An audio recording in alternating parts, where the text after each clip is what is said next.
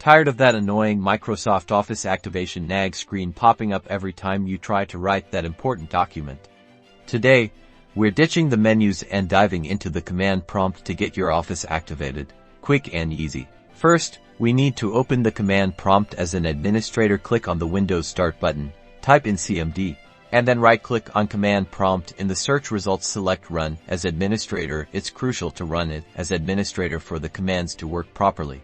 Now, let's navigate to your Microsoft Office installation directory. This usually is located inside the Program Files folder. Typically, that would be under the C drive. Type CDC, Program Files, Microsoft Office, Office 16, and then hit Enter. If you have a 3-bit version of Office on a 64-bit system or an older version, it might be in Program Files x86, and the Office folder may be named Office 15 or something else depending on the Office version installed.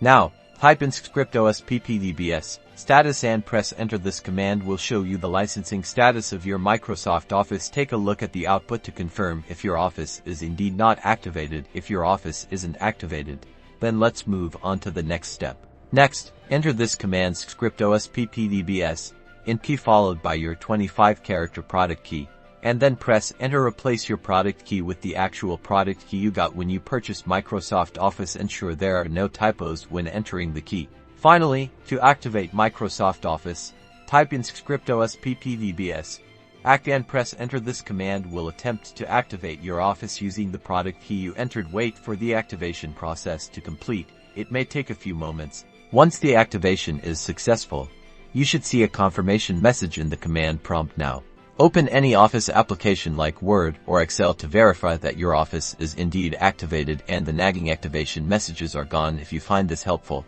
then give this video a like.